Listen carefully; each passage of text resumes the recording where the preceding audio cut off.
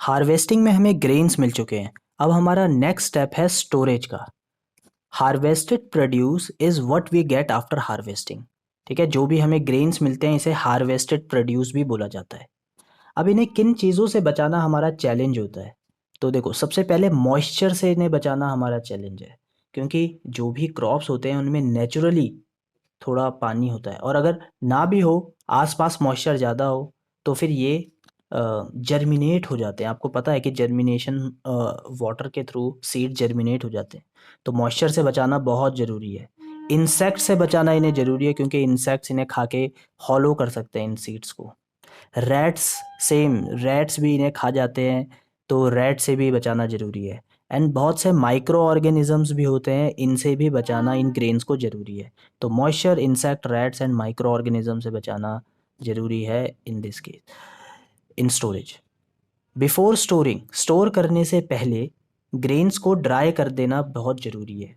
मतलब ग्रेन्स को सुखाना बहुत ज़रूरी है। जैसा कि मैं आपको बता चुका हूँ, फ्रेशली हार्वेस्टेड क्रॉप्स जो होती हैं उनमें नेचुरली मॉइस्चर होता है, उनमें नेचुरली पानी का कंटेंट होता है। तो इन्हें सुखाना ज़रूरी है। ये पानी का कंटेंट के साथ अगर आप इन्हें स्टोर करोगे तो प्रॉब्लम हो जाएगी, ग्रेन्स ख़राब हो सकते हैं। सेकंड, माइक्रो ऑर्गेनिज्म जैसे बैक्टीरिया, फंगी, इंसेक्ट्स, और या कुछ इंसेक्ट्स हो गए, ये इन पर अटैक कर सकते हैं। ठीक है, तो अगर ये आप इन्हें अच्छे से ड्राई कर दो तो ये अटैक से भी बचा सकते हो, क्योंकि ये जितना मॉइस्चर होता है, इनको माइक्रो ऑर्गेनिज्म को अटैक करना उन पे उतना ही आसान होता है। और अगर आप इन्हें ड्राई भी कर देते हो तो आप इन्हें से भी जर्मिनेशन से भी बचा लेते हो। ठीक है, तो drawing grains can make them unfit for use of germination, तो जर्मिनेशन से भी आप इन्हें बचा लेते हो। तो ड्राई करने के फ़ायदे क्या हैं कि एक तो नेचुरली कंटेन मॉइस्चर इससे रिमूव हो जाता है, माइक्रो ऑर्गेनिज्म इन पे नहीं पनप पाते, और जर्मिनेशन का चांस भी कैंसिल हो जाता है। Small farmer store dried grains in jute bag और मेटेलिक बिन। तो स्मॉल फार्मर्स के प्रोड्यूस छोटा होता है, तो वो या तो उन्हें जूट बैग में स्टोर कर देते हैं, जैसे आप यहाँ देख सकते हो एक बड़ी सी ग्रेनरी यहाँ जूट बैग में स्टोर है। तो छोटा फार्मर जूट बैग में इसे स्टोर कर देता है। ऑल्दो यहाँ पे तो बहुत सारे छोटे फार्मर्स ने या फिर बड़े फार्मर्स ने स्टोर करा हुआ है, बट जूट बैग में स्टोर करना एक अच्छा ऑप्शन रहता है, या फिर मेटेलिक बिन में। ये छोटे मेटेलिक बिन नहीं है, ये बहुत बड़े लेवल के मेटेलिक बिन है। तो in large scale it is stored in silos and granaries. अगर बड़े लेवल पे स्टोर करना होता है तो सिलोज या ग्रेनरीज का यूज़ किया जाता है। ये एक ग्रेनरी है जहाँ पे बहुत सारा ग्रेन जूट बैग में स्टोर है, और ये सिलोज होते हैं, ये बहुत बड़े मेटल के बिन्स हैं जिसके अंदर पूरा ऊपर तक जो है आपके हार्वेस्टेड क्रॉप स्टोर हो रखे होते हैं। ठीक है, तो सबसे पहले ड्राई कर दिया, फिर इन्हें मेटेलिक बिन या जूट बैग में स्टोर कर दिया, और बड़े बड़े कंटेनर जैसे सिलोज या ग्रेनरीज में इन्हें पहुंचा दिया।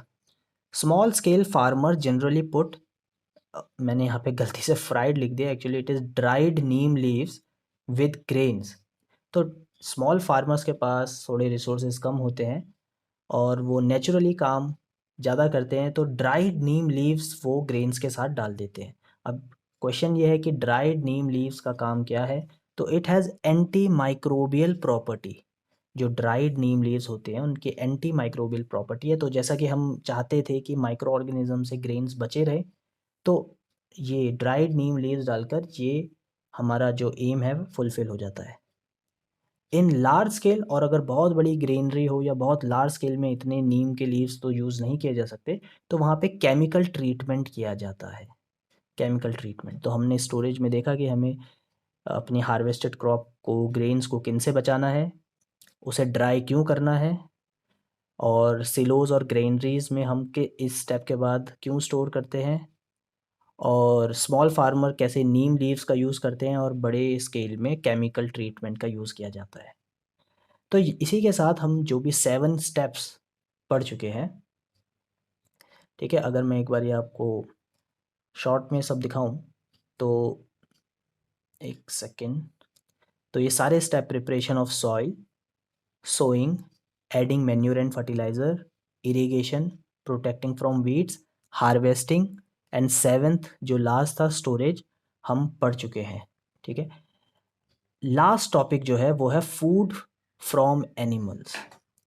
तो देखो, हमें कुछ फूड एनिमल से भी मिलता है और कई फार्मर्स एनिमल्स से भी फूड निकाल कर हमें प्रोवाइड करते हैं। तो एनिमल से क्या क्या चीज़ें, क्या फूड्स हमें मिल सकते हैं? डेयरी प्रोडक्ट्स, दूध रिलेटेड कोई भी प्रोडक्ट हो, जैसे पनीर, दूध, चीज़, ये सब हमें एनिमल्स एनिमल से मिलता है। इसके अलावा मीट, फिशेस, ये सब भी एनिमल से मिलते हैं। एक पॉइंट आपको और ध्यान में रखना है, फिशेस जो होती हैं विटामिन डी का एक अच्छा सोर्स होती हैं। ठीक है। थर्ड पॉइंट है एनिमल रियर्ड एट होम और in farms have to be provided with, हाँ, तो एनिमल्स को भी जैसे स्टेप्स हमने क्रॉप प्रोडक्शन में पढ़े थे और देखा कि मैनेज करने के लिए कितनी सारी चीज़ें हैं, सिमिलरली एनिमल्स को भी रेयर करने के लिए हमें प्रॉपर मैनेजमेंट की ज़रूरत होती है, जो आप आगे क्लासेस में देखोगे। बट अभी शॉर्ट में बताना हो तो एनिमल रिक्वायर्ड प्रॉपर फूड जिस ताकि उनकी ग्रोथ अच्छे से हो, प्रॉपर शेल्टर जिसका वेंटिलेशन अच्छे से हो, जहाँ पे वो अच्छे से रह सके, एंड देन प्रॉपर केयर जिस ताकि वो बीमार ना पड़े।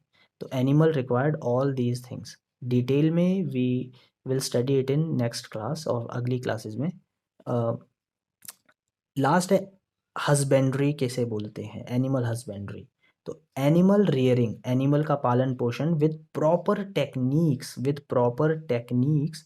डन इन लार्ज स्केल, एक बड़े स्केल में किया जाए, इसी को आप एनिमल हस्बेंड्री बोलते हो। और इसी के साथ हमने ये पहला चैप्टर ख़त्म कर दिया है। मैं इसके क्वेश्चन आंसर एनसीईआरटी क्वेश्चंस भी करवाऊंगा, बट ये सारी वीडियोस जो कि इससे पहले की है वो आप अगर आप देख लो तो आपका ये चैप्टर बिल्कुल क्लियर हो जाएगा। Thank you very much.